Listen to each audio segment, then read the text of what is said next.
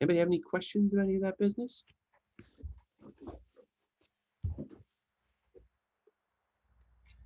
All right, look at all those eyeballs. Good. So let's talk about Solnit, Rebecca Solnit. How did you guys find this reading?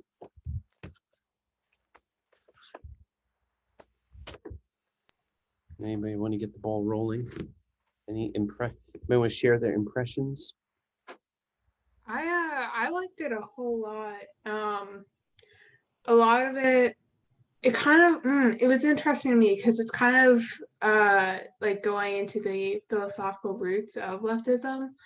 At least the parts that are interesting to me. And it reminded me of I feel like I just talk about like leftist YouTubers in this class all the time, but there's this man who has a channel called Philosophy Tube, and like 2 years ago he made a video that was titled like "Why the Left Will Always Win," which is very partisan as you can imagine. But his point was he was talking about communities of strength versus communities of vulnerability, and how there's this idea with conservatism where it's you are in my community because you are strong, because you can do things, because you are powerful in the same way that I am. And then on the left, the idea is you are in my community because we both need things. We need food, we need shelter, and we can work together to get these things. Um, and like going into when she's talking about like this naive cynicism of we can just like go out and do whatever we want because we're powerful badasses, and how naive that is. It was interesting to me and very compelling. Good. I forgot to mention that I am trying to do my part and give you readings towards the end of this class that I think are pleasant, if not manageable. And I like Rebecca Solnit because I think she's a superb writer. And so good. Thank you. Anybody else want to share any comments or first impressions?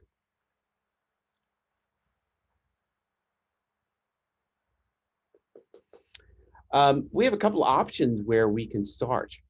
She picks up a couple topics. Maybe I'll put it on. You guys see what you guys would like to discuss.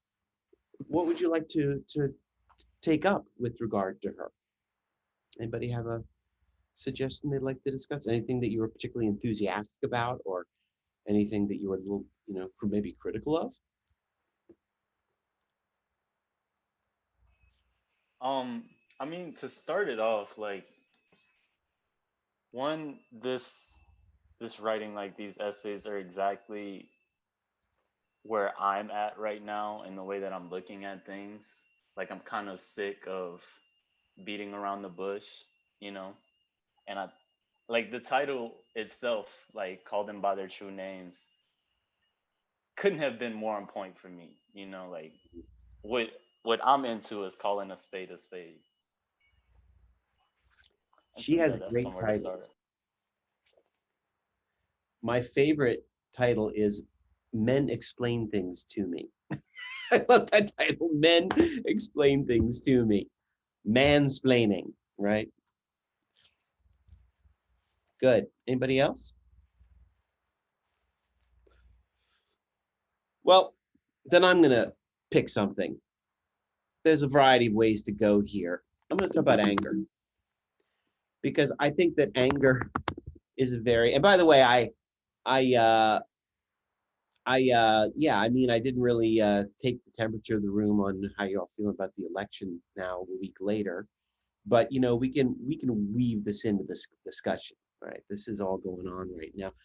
She has a really neat chapter on anger. Anger is a very important political emotion, which does not get enough attention. The ancient Greek philosophers paid a lot of attention to it. They were very worried about anger. And she points out that actually in medieval Christianity, anger was a sin, right? Her essay on anger starts around page 60. That's where I'm looking, 59. What's it called? It's called Facing the Furies, where she takes up the political value and import of anger. And she says, here's a quote on page 60, she says, we rather mad than sad.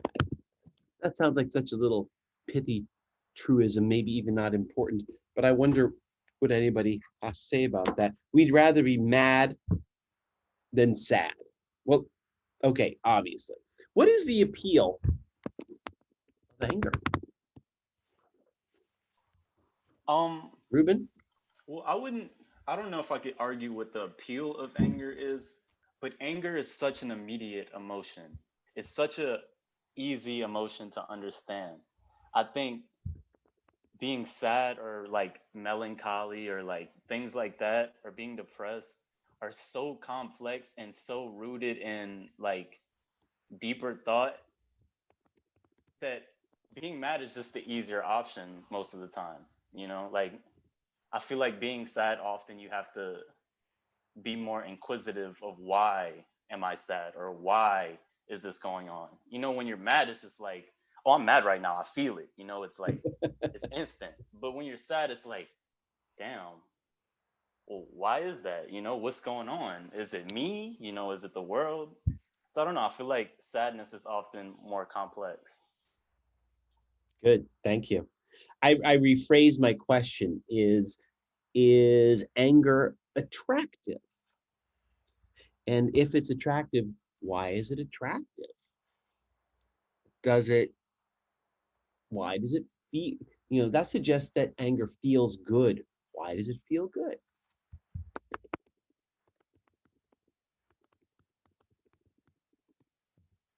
Why does anger feel good?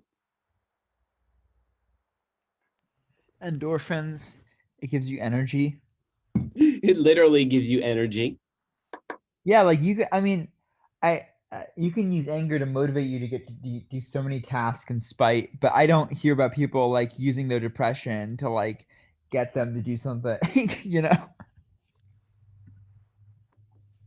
Well, isn't depression good for art?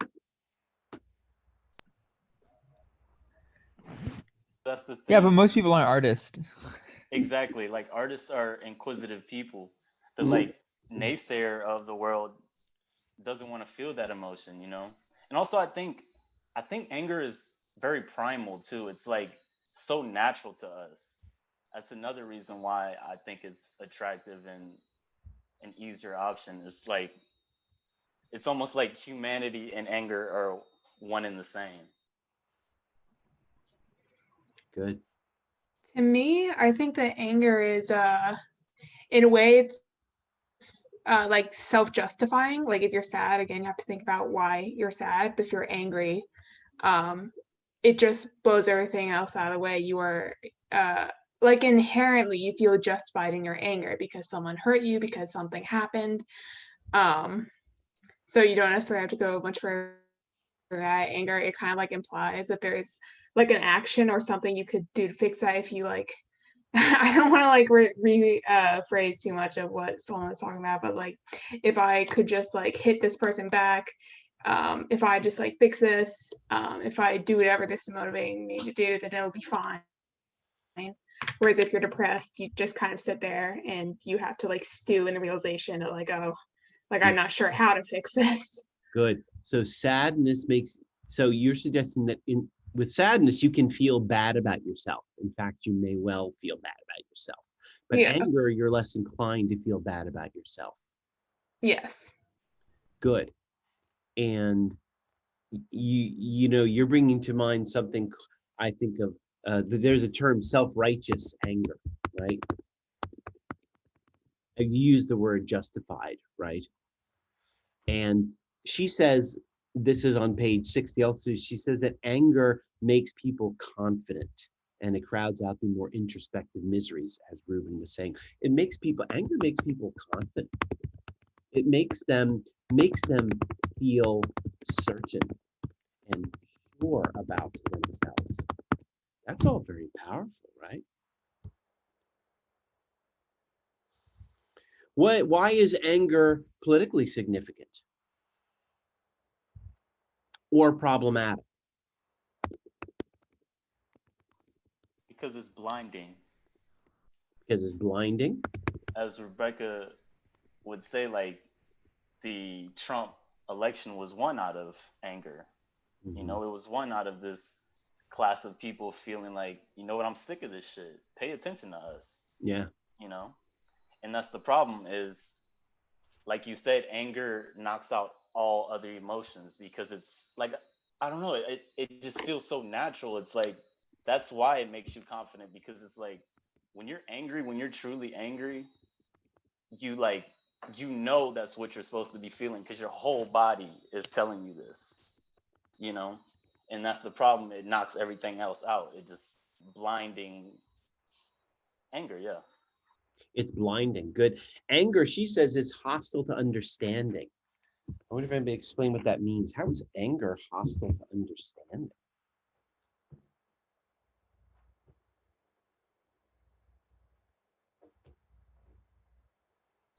I mean, the old saying is you can't fight fire with fire, you know?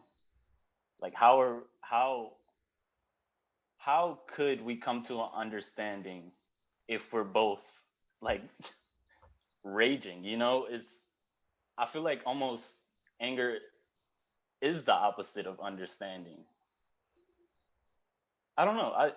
I feel like that, but I also feel like that's obvious at the same time. Well, there's multiple ways, I think, in which anger is hostile to understanding. We can probably understand this in a couple different ways. So I wonder if y'all can come up with some other ways of putting it. Like, what does it mean to say that anger? I mean, to say that anger is hostile to understanding means that anger is opposed to understanding. Anger doesn't have any room for understanding. Is anger ignorant? Not necessarily. You could find out something and it could make you angry, but you don't necessarily need information to be angry. So it doesn't like it doesn't. They don't I'm necessarily having a hard oppose time each other. hearing you, Rashad. Can you speak to your microphone more closely? Can you hear me? Can you hear me now? Mm-hmm.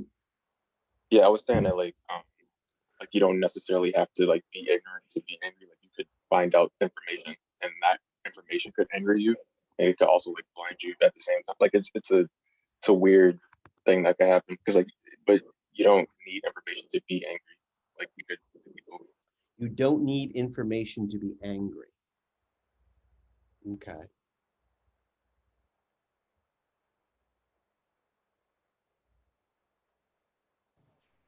Anybody else?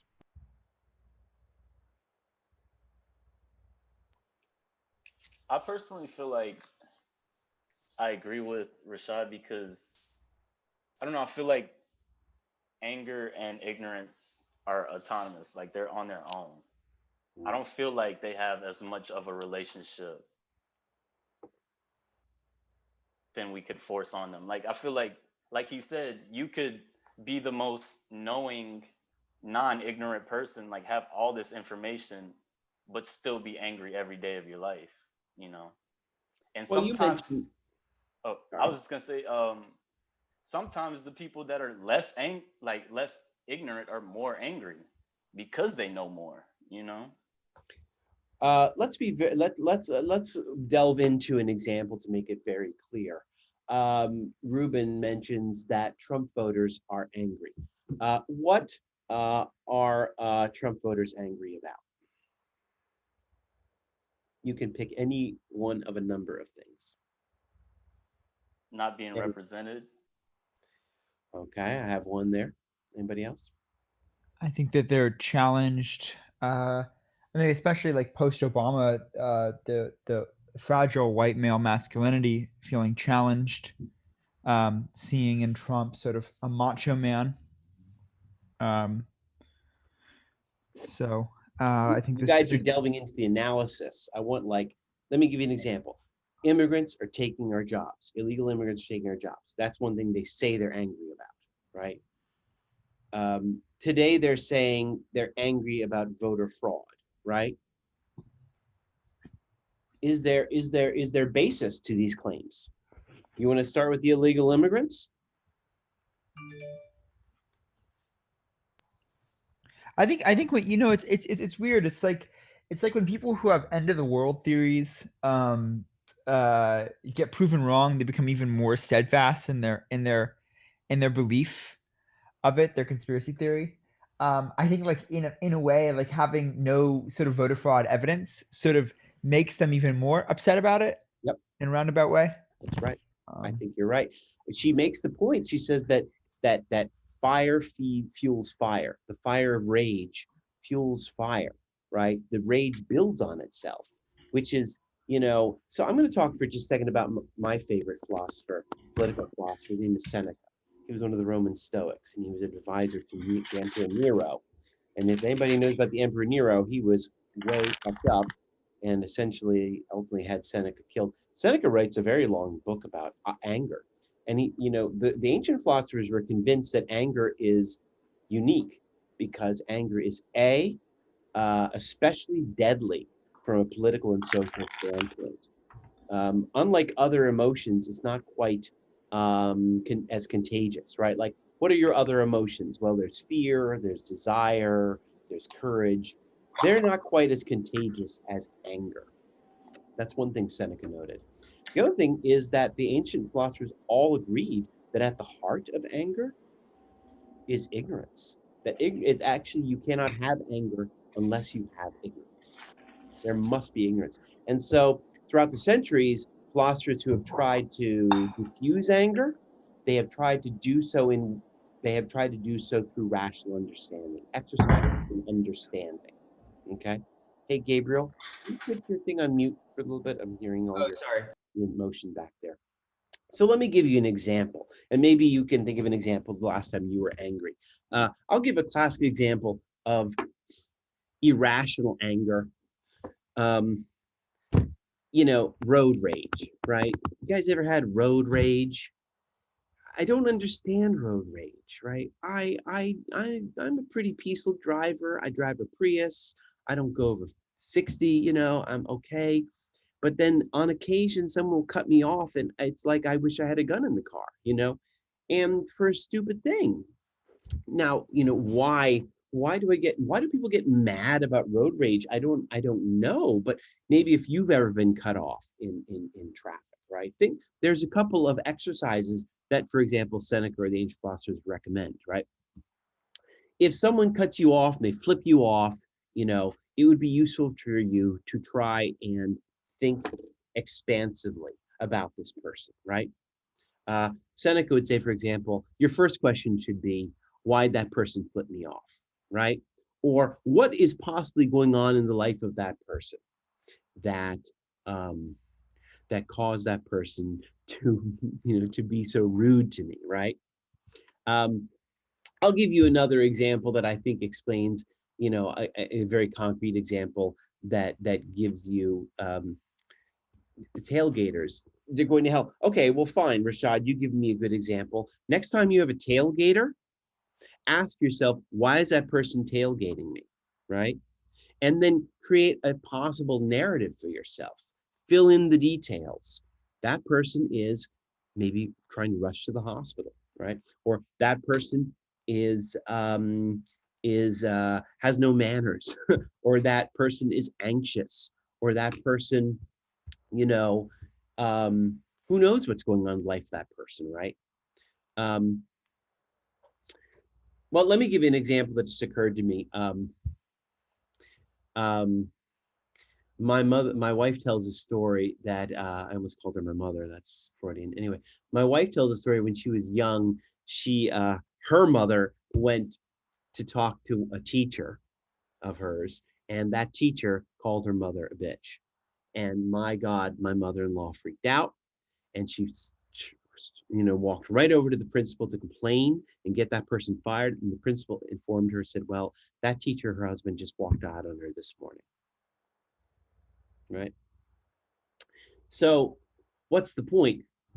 And then the anger dissipates when you understand the context, right? Um, so if, anger takes, my point is that anger takes advantage of a lack of context. Anger fills in spaces where we don't have the context. And it is an easy, I like the way Ruben was putting earlier, it's like it is an, how'd you put it? It's like almost impulsive or instinctive. It's like a base instinct lapse into, right? Without understanding the full um, context. The reason I'm trying to talk about it in terms of context, is because of the way she talks about it in a minute from now when we talk about social media, okay, which seems to be a great venue for anger. But let me talk about this before we dive into social media and all that. She talks a lot about authoritarianism, and she says that authoritarian rule relies on anger. This is a quote on page 62. I wonder if you guys know what she means by that. Why does authoritarian rule rely on anger? And by the way, she's not referring to the anger of the ruler. Usually authoritarian rulers capitalize on people's fears, and they often make a scapegoat so that they can use the masses' anger to help get them to help promote themselves, and then they just kind of ride that wave. And yeah. You're suggesting, you mentioned fear, right? But is it possible, would you say that they transform fear into anger? I mean, I think that there has to be some sort of well, like fear like can and usually does lead to anger, but like there can also just be an inherent anger in the first place. Like if someone just for some reason, maybe like their own personal experiences or like from their upbringing, believes that like a certain group is just the like always causes them trouble, and they'll be angry at that, like, and then someone just comes into the public light and is just like, hey, I also hate this group of people, and then they'll be like, oh, I like that person, and so then they help that person get to power. Good. Okay. And what feels better, fear or anger?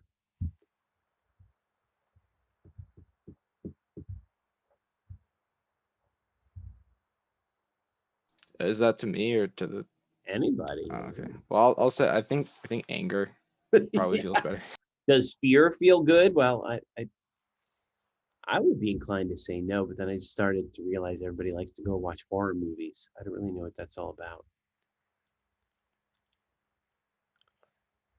Do we agree? Anger feels better, no? I don't like being afraid. Last week when I was afraid that Trump would win, I did not enjoy that feeling. That was not thrilling. So, yeah, I mean, authoritarian rulers make use of scapegoats. But I like the idea, whether Zachary was, intended this or not. I like the idea that they transform fear, which is a good way to control people, into anger, which then mobilizes people, right? There you go, Rashad. Fear is the path of the dark side. Fear leads to anger. Anger leads to hate. Hate leads to suffering. Hey, is that the Dhammapada? Looks like you're quoting the Buddha. I was quoting Yoda from Star Wars. That's so funny. That sounds exactly like the Dhammapada, which is the collection of the Buddha's sayings. One of my favorite quotes, by the way, I'll take it. I'm not picky. Yoda will work. The Dhammapada, I put the title in the chat there. If you ever see the light again and have some time to read, I would recommend you read the Dhammapada, which is the collection of the Buddha's teachings and sayings, which was written by some of his monks after he died. And it's a very pleasant read, and it's not long. Anybody here read it? It should be required reading. It's wonderful, and you don't need to be an expert in Buddhist teaching to read it. But my favorite quote in the Dhammapada, he says that, he says this is about hate, but I think it pertains to anger as well. Hatred is like blowing sand into the wind. It blows right back in your face, you know? I often find that's the case with anger. And we'll get into this approach in a minute, but she takes the position that anger may feel good, but it is good for nothing. It's impractical. We have built a safe space here where we all know and love each other dearly. I should let you know that I'm horrible at fighting with my wife. When I get angry, things blow up. I'm useless. So I wish I would take her approach and never be angry with my wife, because then I always lose the arguments. Anger is not a very practical emotion in her view. It's hard to resist, though, right? That's the issue. It's like, oh, it's so good to feel angry on the right and the left. We'll deal with the self-righteous anger on the left in a minute. Cindy has a quote here. There was a thing I read this morning that said, sometimes people use respect to mean treating someone like a person. Sometimes they use respect to mean treating someone like an authority. Sometimes people are used to being treated like an authority, say, if you won't respect me, I won't respect you. And they mean, if you won't treat me like an authority, I won't treat you like a person. And those people think they're being fair, but they aren't. It's not okay to be like that. Dude, that's a mouthful. Do you want to boil it down, Cindy? Oh, so basically, like, I think I was just referring to like what you were like what when you asked the question of like why are these people who are like, you know, like who have authority, they kind of utilizes anger and stuff like that. Mm-hmm. They do weaponize it, and they just use it to like justify their authoritarian like, you know, status over you, and they do. I agree with Zach that they do capitalize on fears and stuff like that just to manipulate it to their own benefit, kind of thing. So it's there are, and it reminds me of something I read this morning where it basically said like, yeah, there's just some people who are used to being treated like authority, and they create this like dynamic where it's like, I mean, if you don't give me respect, I won't respect you, as like a, yeah, if you don't treat me with this like that I'm like higher than you, then I won't even treat you like a person, like you're below me, kind of thing. So it's just like, yeah, uh anger do be like that. We're building up to this interesting suggestion that it is, which I put in the chat, it is easier to take advantage of angry people, right? That's one problem she sees with anger. That's one reason authoritarianism relies on it, right? That might seem counterintuitive, right? You might be inclined to think that someone who's angry is like defiant and independent. That's not the case. She's suggesting that angry people can be manipulated. Mason mentions Karen syndrome. Well, you know, I'm not sure everybody here might know, including me, what that means exactly. So maybe Mason should explain what she has in mind. Oh yeah. So I work at a restaurant. The whole like Karen joke is kind of talking about like white women who like for some reason feel the need to like scream at service workers over like very minor inconveniences. And it was something that I was thinking about and that I was reminded of when Solnit was talking about how privileged people tend to like get angry more often and experience that anger, whereas people who aren't privileged kind of have to ration that out, because if you spend your whole life just angry at what's been done to you, like you can't function. Yeah, good. Wei Chen points out that when you get in a disagreement, you lash out, but after you cool off, why did I say those things? This is something that Seneca and ancient philosophers noticed, is that, you know, they describe anger as the king of the irrational emotions. It leads you to do things that you would never do in your rational mind that you will likely regret later. Okay. I have a PhD, right? Which suggests I'm kind of smart. The other day, a branch swapped me as I was in the woods, and I think I reached over and punched the tree. You know, I have a PhD. You know, I'm human. How fucking stupid. And yes, I did hurt my hand. And no, I did not tell my wife. I came home and my wife, what happened to you? Well, I fell, you know. Anyway, stupid things we do. Ruben. I just want to say that is one of the funniest things I've ever heard. Yeah, Because don't tell anybody. That's our I secret. know personally I've done that myself. Like I've gotten into a fight with a branch before, Sure. knowing damn well it can't fight me back. Goddamn But branches. no, I wanted to piggyback off of what Mason was saying about like privilege and that being associated with anger. Yeah. One thing I've noticed like through this presidency is the most like loud and angry people I've seen are the ones that have least stake in what's gonna happen. That like have not been affected, won't be Yeah. affected, you know? Hmm. And I guess I don't know, that kind of does make me lean more to ignorance and anger being implicitly involved. Hmm. Because it's like you don't even understand what's actually at stake yet you're about to burn down your own house, you Right. know? Right. Absolutely. Yeah.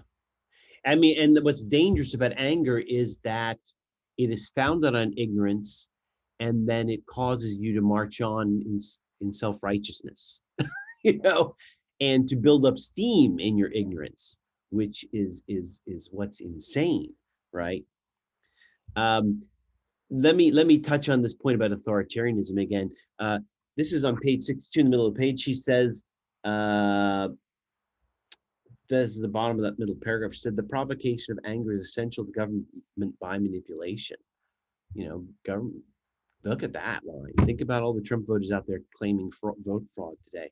The provocation of anger is essential to government by manipulation.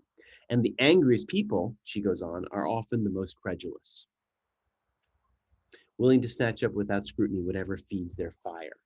The angriest people are the most credulous. You guys know what credulous means? Anybody? Hello? Anybody? It means gullible. It means willing, literally it means willing to believe. The angriest people are the most gullible. Um, they're the ones most willing to believe anything. And I guess that's kind of speaking to what Gabriel was saying a minute ago, but in the reverse, like the problem with anger is that it also then makes people, yeah, resistant to truth, right?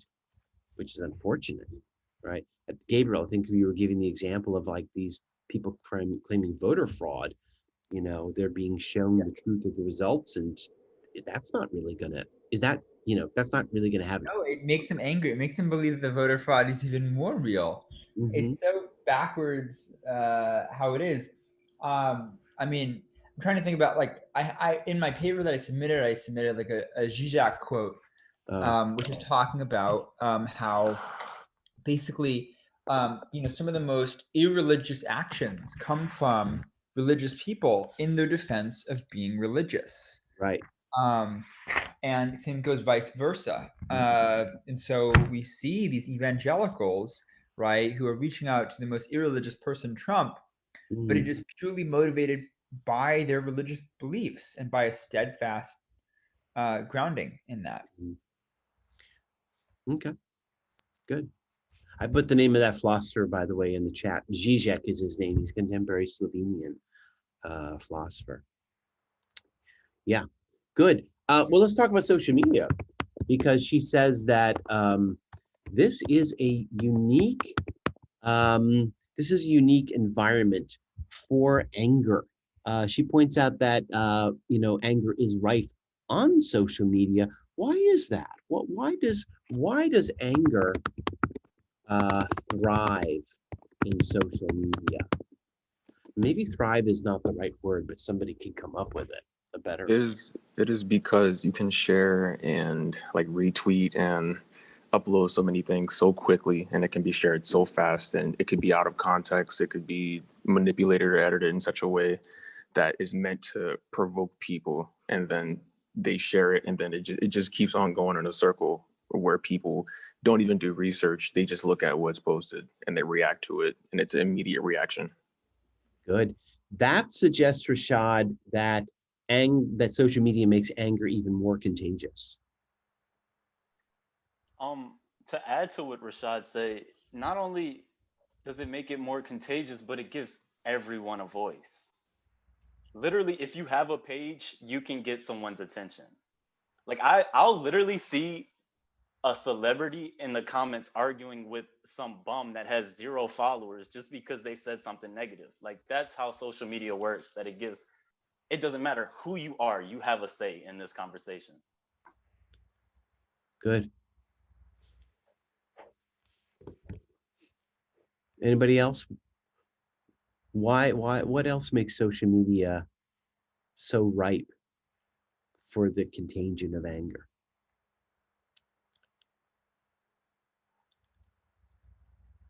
Think about not only the content, think about the nature of the communications.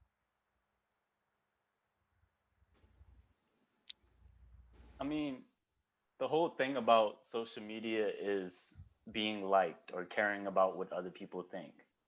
So oftentimes, I saw somebody put in their echo chamber, like in the chat echo chamber. That's exactly what it is. It's ultimate group think. It's like people feel like if they're not aligned with the majority often, then they will be outcasted and they will end up being disliked. Oh, interesting. So peer pressure also. Gloria says, people don't need to do further research to know something. Nowadays, people believe what they glance on the screen so easily. That's a really interesting point, Gloria. Like when you see an angry statement, are you inclined to think it's more credible? You know what I mean? Like when someone says something in anger, are you more inclined to think that they're certain? There's some kind of certitude there.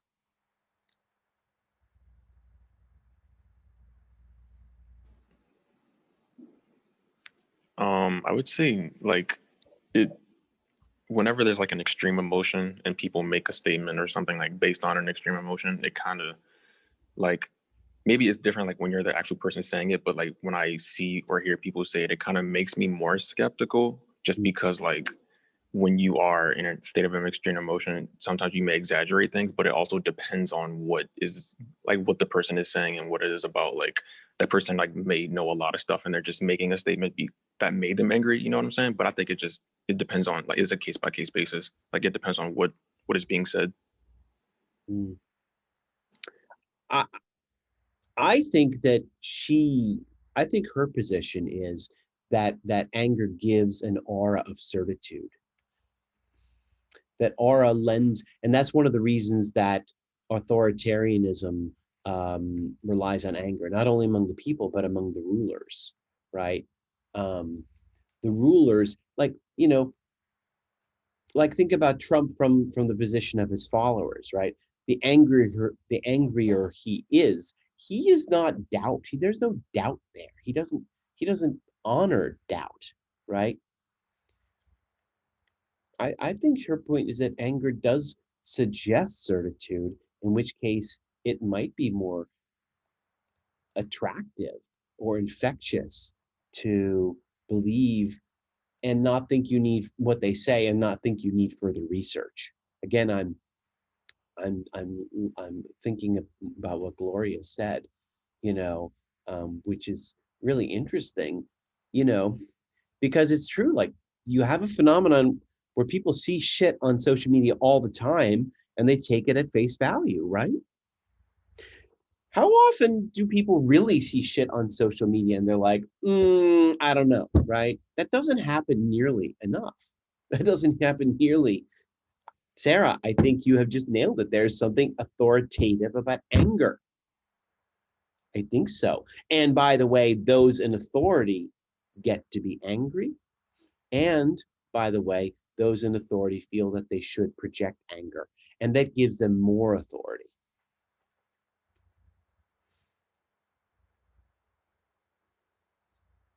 This is good. It's interesting. What about the nature of these platforms? Oh, Cindy, you got your hand up. What's up? Oh, I was going to say something about like people like not doing the whole thing of like, oh, as I'm reading through social media, I should like kind of I should like think back for a second and just have some second thoughts of like, how true is this? No one really asked the question of like how true this is. I feel like a lot of people, like, I agree with what Sarah said. Like, it's anger is very authoritative because I just think like, I mean, like if you ever seen like a bunch of like angry people on the internet just in general, they'll always write like elaborate paragraphs or essays about what they're angry about, and that just makes it like look like from a glance like they know what they're talking about. They're so serious and passionate about what they're talking about, but sometimes that passion can be in the wrong trajectory, and like no one really carefully like evaluates that. And that's kind of why with the internet in general I have like this skepticism every single time I like read anything, really, because like there's always, because people like to be bold on the internet and out of many different reasons, partially for validation in some way that they're right about something. So like I think it's always good to just like everyone just should just learn to like take a step back and realize like not everything on the internet that you read is always like from a credible source or anything like true sometimes, because people are allowed to say anything and kind of misdirect people whatever they want. So, and Good. people go on the internet to feel like they can have power because they don't have power in their real lives. Because like there's so many people like on Twitter in general or just social media in general that just like they'll have an idea, they'll push it, they'll get a following, and they get those people to witch hunt other people, and then they like make it a whole thing that like, oh, they're right and they're like they have this power with like a following or something. So it's like it's all very sketch. So I try not to ever like fully believe anything I read on the internet. Like I always try to make sure that like, okay, this has like, let's find the credible source. Let's like make sure that we are not like miseducating myself and stuff. Good. I'm sympathetic. Who was it said it just a minute ago? Somebody said in the chat, Jeremy deleted Facebook. I gave up Facebook a year ago. Well, I mean, I still have it, but I don't go on there hardly as much as I used to, and I find it kind of liberating. Mason says she finds it hard to debunk the claims of angry people because there's something in me that wants to be sympathetic. Their emotion, even what they're saying, is untrue. I like that very much. I would also say there's something about anger. Anger is also resistant to I think this speaks what Gabriel was getting at earlier. Anger is resistant to understanding and truth because anger is also intimidating, right? Anger tells you right off the bat, I'm not really open to being enlightened, right? And I wanted to take a closer look at what Laurel says here. Anger blurs lines between opinion and fact. I'm a little curious what that means, Laurel. Do you think you might expand what you have in mind there? Yeah, there's so many things that like don't even need to have a solid truth to it. Like there's so many things that have multiple approaches to it, and that's fine if people approach it in multiple ways. Like I think people escalate um the small things, and that causes a lot of division and makes people more angry. Like, and by small things I mean like how you should be spelling something, should you capitalize this word, like sort of stuff that happens on the internet only that like doesn't happen in real life. Yeah. Which just makes them more angry on the internet. Thank you. How is anger different when you're angry? Like when you're made angry by something you see on social media versus you're angry by by something someone said to your face. How is that experience different? Is it? You're less likely to be really rude to someone in person. You're more likely to have a civil conversation. You're more likely to have a civil conversation. Thank you. Rashad? Oh, I was gonna say, like, if you're reading, like, I know this happens to people, and I know even me sometimes, like, if I'm reading, like, say a text or a DM, or like if you're reading something someone sent you, you can't hear the inflection in their voice, you can't hear how they said it, you can't see what they look like when they said it. So you're assuming how they're saying what they're saying to you, and based on that assumption, it'll get an emotional reaction out of you, which could potentially be anger. But like it's a because it's like a one-way street almost, because it's like you like there are a lot of things that are important when you're speaking to someone that could determine how you respond. And if all you can do is read it, then you just have to assume basically. And assumptions are never really good to go on when trying to having like a logical conversation. Awesome. Thank you, I Ruben. oh sorry. Oh, and then you're next, Gabriel. Ruben had his hand up. I was personally gonna say, like, for me, it depends what's said, because, well, actually, no, I feel like I'm way more lenient online about what's said than in person. Because if you're talking crazy to me online, then I might let it slide, because it's like, one, you're not in my face right now. Like, I don't really have to deal with this. I could ignore you. But if you talking crazy to my face, like you disrespecting me in my face, I don't know. That's just so different. Like, I feel like so many people get a pass online because they can't get met up with in person. You know what I'm saying? Ah, So I and feel like that, almost the opposite, that in-person arguments are worse to me because I can see you and you're disrespecting me actually. uh-huh, uh-huh. But how about the fact that, like, you some people are saying this in the chat, like maybe online on social media, you're more emboldened to say outrageous things because there is no penalty, right? Well, that's Like, what I'm saying. It's like it doesn't bother me as much because I know you're emboldened online. Like, I know probably if we were face to face, you might not say those well, things. that's what I was going to say. I was going to say, like, it would have to really be an exceptional circumstance for them to dare you to your face when they're standing in front of you. But I will tell you that in my own experience, I have found that people are much more willing to be rude through digital media than face to face. And when I want to diffuse a situation, I talk to that person face to face. That's happened numerous times in my professional relationships here at the college, because misunderstandings happen so often. Gabriel. So I was going to go like a little bit on the other end of it because I think it depends, right? So something that makes road rage maybe or road rage so upsetting is you don't see the person's face. They drive this amorphous vehicle, Yeah. right? And so the removal of the identity like just boils it down to action. Yeah. And the rage purely the action and no understanding. So that's all I wanted to bring up. I like it. I think it fits how I understand her point, you know, which I'll sum up in a second. Let's see what Mason has to say. Mason? Oh yeah, sorry. Kind of elaborating on what people are saying. I think in a face-to-face conversation, there's a lot of like you're kind of encouraged. There is a lot of like emotional like self-regulation because at the end of the day, you are trying to avoid like an all-out fist fight. Unless you go in wanting that, in which case, like, who cares? It's very simple. But like online, you can't see the other person's face. You can act tough. You can say whatever you want. No one's going to actually hit you. So you can just like say god awful things back and forth at each other for as long as you want, and more or less like have no consequences. You can just like sit there, and the other person just sit there getting angrier and angrier and angrier. Great.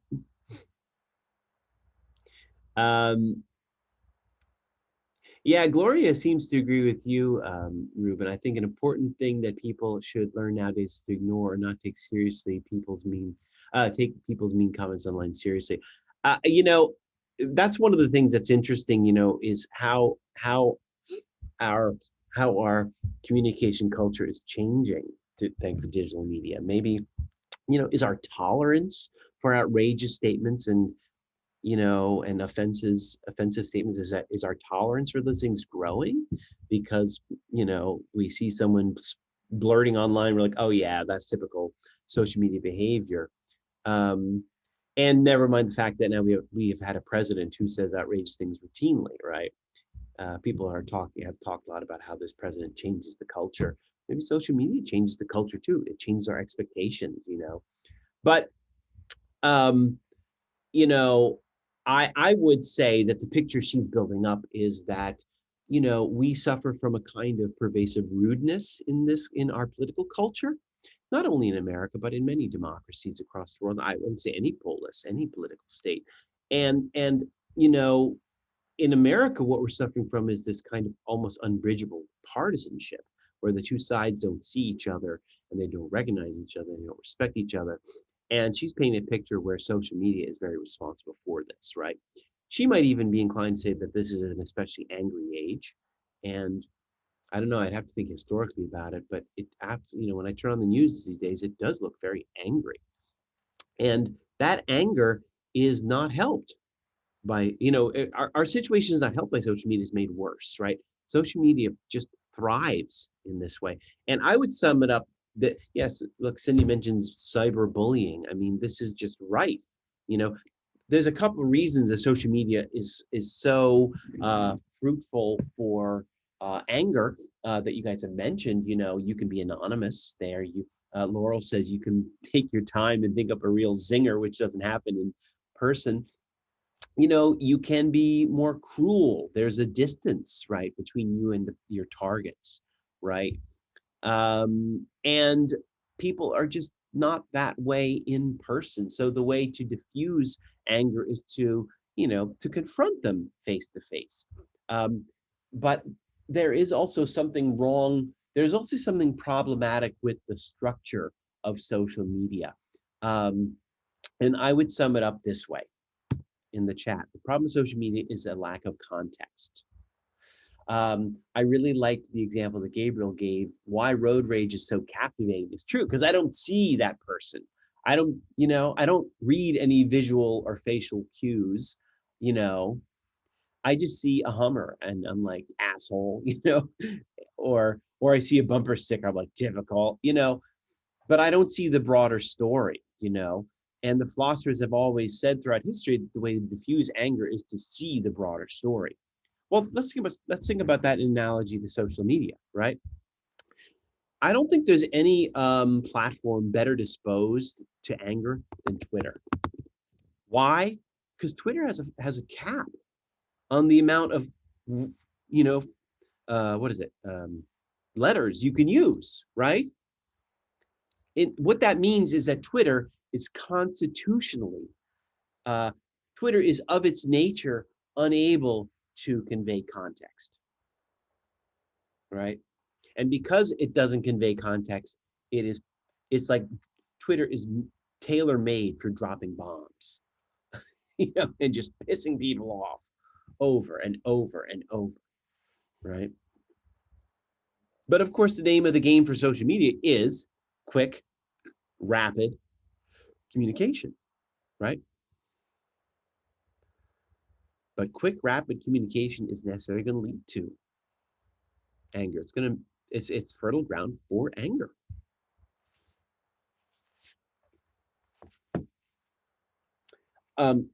She has a nice discussion of this on page 78, where she says that social media makes for absolutism. I think that's a quote. Makes for absolutism. What does that mean? It makes for absolute ideas, like absolute positions. It is antithetical to nuanced positions. There's no nuance in social media because there's no space for it. There's no time for it. There's no room for nuance, right? You have to be a caricature, right? Is it any wonder Trump uses Twitter? He has no nuances, right? There's no ambiguity with him. He doesn't have bouts of self-reflection or doubt. And Twitter conveys that perfectly, right? And she says that this, because social media makes for absolutism, this is antithetical, or this is contrary to practical politics. Indeed, if you see each other only if opponents see each other in absolute terms, how are they going to bridge that gap? Conversation, meanwhile, face-to-face conversation, meanwhile, is supposed to communicate many subtle and indirect things, right? So Ruben can say one thing on social media and I'll be like totally pissed. But then if he said it to me in a different way, in my face, maybe with a smirk, I might know, okay, he's just joshing, the nonverbal cues are huge. I love this quote on page 79. This is one of my favorites in the whole book. She says, words do a lot of work that is not literal. That brief exchange about the cold, she's talking about an experience about this guy on a barge in Staten Island. That brief exchange about the cold created warmth between two strangers. Like when you just ask, like, it's hot out, it's cold out. Like just saying that. Why do we do that? It's stupid. Like it's totally stupid. Like there's, I don't know. Like, yeah, it's cold out. Right now it's raining in Baltimore. If I go downstairs and I say to the guy I see there, it's raining. Ooh, it's really coming down, cats and dogs, right? Why do I bother? It's obvious. What's that about, right? What it's about is it's about creating a bond, acknowledging each other's presence. She goes on, with people one sees regularly, these little exchanges create relationships in the neighborhood. The newsstand, the hospital, the auto shop, relationships that are a pleasure and sometimes a vital resource. Prairie soil is held in place by the fine threads of root systems laid down by living and dead grasses, reaching farther below than above the surface. A sort of root system arises from these interactions, holding people together in a complex we might call a neighborhood or a community or society built out of feelings rather than facts. Conversation is about these relationships. And relationships they can be pretty, these conversations can be pretty, informal, sometimes meaningless, but they are the groundwork of these broader relationships. And they're, like context is a root system. And what's interesting about social media is that it takes away that root system, right? You don't see any root system. What do you see on social media? You see caricatures, So just to give you all a tangible example in your own lives, many of you here, American citizens, you probably have family members who are Trumpsters. I do. I constantly have to remind myself that they are human beings that I, in some cases, love, and it's hard because on one hand, on social media, you see the caricature, but there is a context, and they're seeing the same thing about us on the other side, right? They see a caricature, and we have to constantly reach out to show them the context.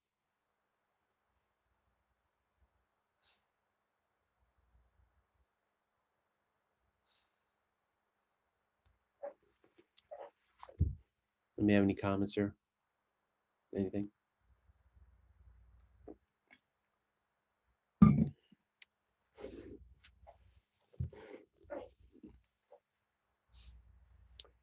How would you improve social media? Did you say improve social media? Yeah. Oh, How would you improve it in this regard?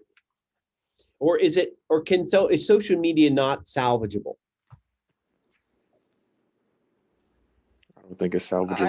I don't think it's salvageable either. Really? No. Because to fix it, you have to fix what's wrong with people, and you can't do that as long as people exist. Well, I mean, we've been discussing the ways in which it makes anger, stokes anger more easily, and do you not agree with the premise that somehow in-person conversations are less prone to stoke anger, right?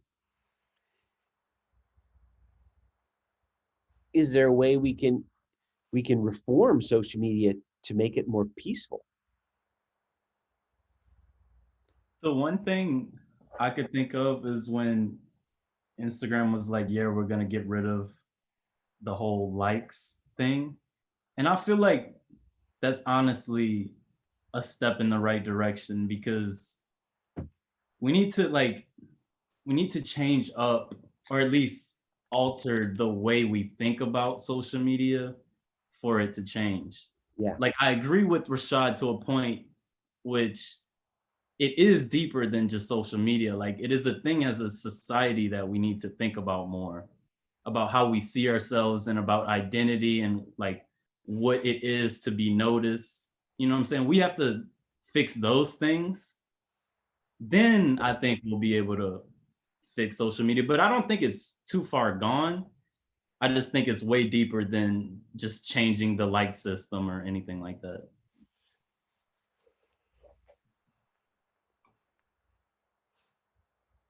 What kind of social media platforms do you guys use? Put it in the chat. I'm just curious. Oh, and Cindy, you had your hand up.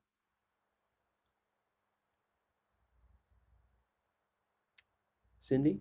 Oh, I was going to say, like, it's really hard to, I guess, like, as a collective to change the internet because, like, the internet is this whole, it's like a whole nother, like, society in itself. So, like, and, you know, there will always be good people and bad people in the world, and they're going to use the internet in whichever way they want it to their own benefit. So, like, social media is such a, like, on the surface kind of thing.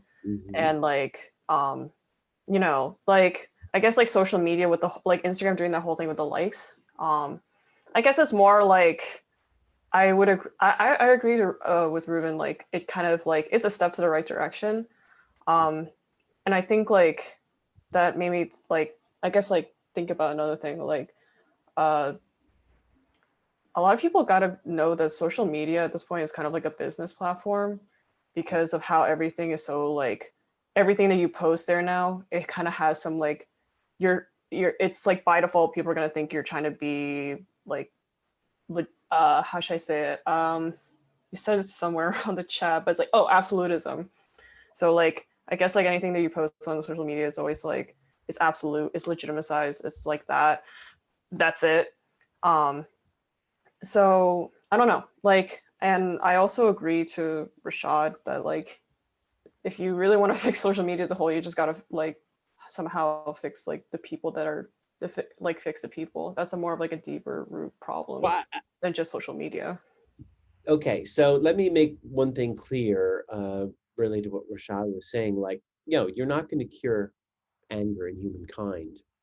Her point is rather that social media, and I think a lot of people agree, that social media makes certain features of human behavior worse.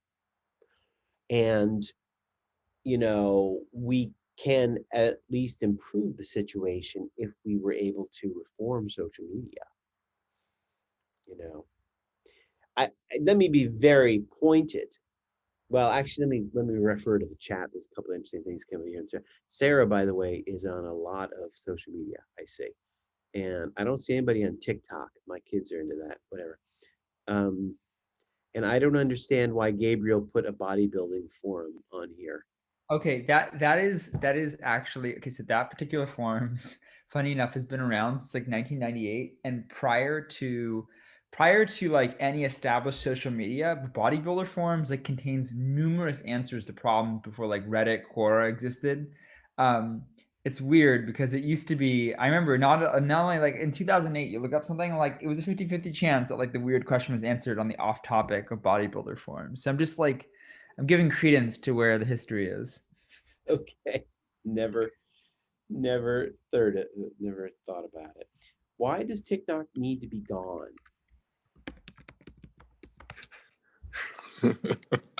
I'm just playing around. I don't really hate TikTok. I just hate that people keep sending me TikTok links and I don't have the app. That's why. Well, you've been accused of class warfare, Rashad. So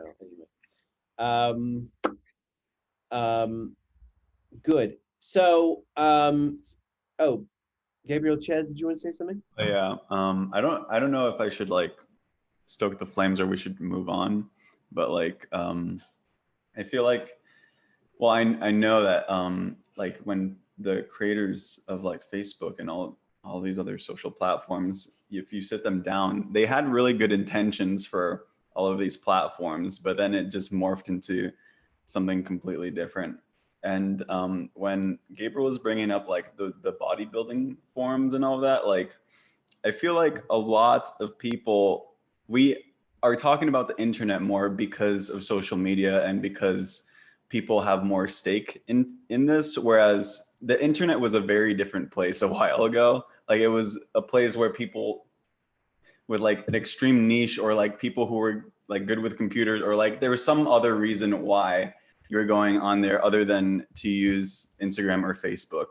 And then all of these auxiliary things sprouted from all of those things. So like it's very interesting how we ended up here. Like we're in a very baby stage of this internet. Hard to imagine, right? I mean, and thank you, Gabriel. I mean, a couple things come to mind, right? You guys all familiar with Moore's law, right? Oh my God, my stupid. You guys know Moore's law, which is the law that basically it has to do with the size of processors, digital processors, that they will grow exponentially. And what that means is that the speed of innovation will also, or innovation, that digital innovation will also grow exponentially. So we are in the baby stages, but the speed of change is going to move quickly. And so, listen, social media is here to stay, but the conversation about reforming it is very much alive. Ruben points out that one of the simple reforms is this idea of getting rid of the like uh, function on Facebook. I don't know if you guys noticed, but Twitter is trying to face up to some reforms. Where I understand that the president's statements this week about the voter fraud were blocked, right? So they're trying to lay a heavier hand. The only reason they can't ban him or suspend him is because world leaders have a special privilege on Twitter. But as soon as he leaves office, then he becomes subject to actually getting banned. But I mean, we have to look 3 steps ahead, because I understand, I read an article the other day that people, right-wing members of Facebook who post contentious things are being blocked. They're moving to a new social media place called Parler. So what is going to happen when each political group has its own social media group? Like, at least we're all talking to each other somewhat, and things aren't good. What happens when liberals are on Facebook and conservatives are on Parler? I think they already kind of do. Okay. Like especially far right wing politics, like they can't exist on Twitter or like YouTube, so they go somewhere else. Like that is like extremely worrying. Yeah. Okay. Ruben. I just had to say, I have to go run some errands, so I have to go, Furman. I'm wrapping it up in a minute. Okay, I just didn't want to leave, and yeah. That's all you had to say. Yes. Okay, we will miss you desperately, Ruben. No, I see the time. I'm going to wind this up, everybody. So look, I mean, I think, the way to try and the way, there are a variety of ways. This is actually, I think, also an interesting research project for anybody for their final papers if they're interested. Like what could be the kind of reforms for social media to avoid the kind of problems that she sees here. There are a lot of different reforms that are being contemplated and employed by social media platforms right now, with varying success. I have to tell you, I'm rather skeptical about them. Facebook is not really going to undergo any major reforms that compromise its bottom line. Ditto, same for Twitter. What would a socially conscious social media platform look like? What would a politically productive social media platform look like? What would a practical social media platform look like? To put it in terms of what we're talking about, if lack of context is the problem, how could we reverse the tide and think of social media in terms of context? Or what could you guys are designers, I have no talent for this or no ability. What would that new platform look like? What would this new form of engagement look like? Any case, I mean, because it's the problem. I think that actually it may not be necessarily changing. Like it almost feels like too big of a task to change.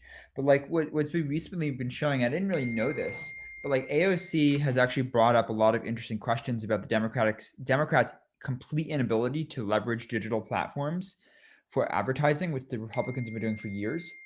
I mean, could partially like if the Democrats like got their shit together and are running the same type of like really aggressive attack ads that the Republicans seem to plaster Facebook with, could some of this damage be mitigated? I know it's just like using another form of aggression to counter aggression, but it almost seems like inconceivable to come up with a different way of trying to make a platform that satisfies everybody. Well, Solnit would disagree, right? She goes on to discuss, the problems with anger that pertain to the right that are also problems they're also it's equally impractical on the left. Because it is very difficult to meet anger with anger. When you meet anger with anger, you don't lead to a practical solution often or ever. You lead to conflict. So, I mean, she thinks that we need to escape anger altogether, which is never a popular political line of thinking. Anger is seductive for everybody on the left and the right. All my liberal friends are fiercely angry these days too. And her message is just as frustrating for them. You can't be angry. I'm going to end here, but I just, call your attention. I'm going to share something with you all in the chat right now. A lot of you guys will probably know it. It's one of my favorite video clips. But, what some of you guys have pointed out is that what is also galling about anger is that those who indulge it or express it or get to express it are the privileged. And those meaning that they are the least justified in being angry, right? Think about all the angry white men out there. Meanwhile, minorities and women who are justified in being angry, they are not allowed to be angry, right? The social concern is they're not allowed to be angry, right? So very interesting, but also troubling statement. And yet she will maintain that lack of anger or avoiding anger is still the best, most productive path going forward. If you want to achieve your goals,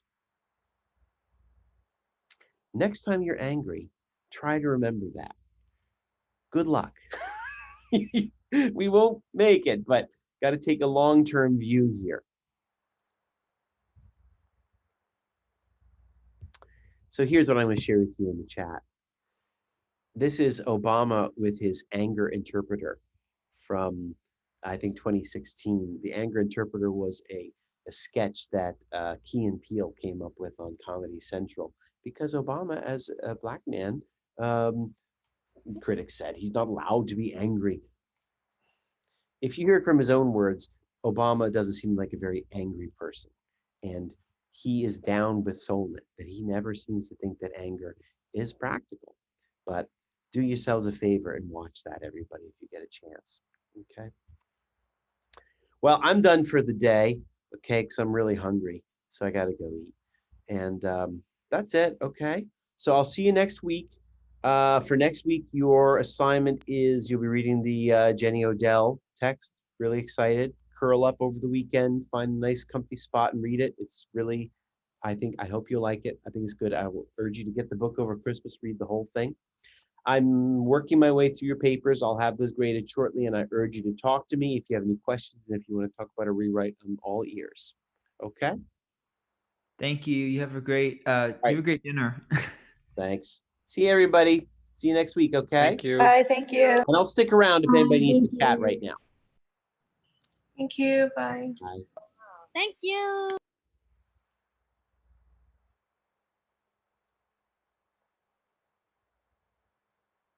Oh, Humli, no problem. I got you. Yeah, sorry about that. That's okay. Thanks for telling me. Thank you. See you next week. See you later.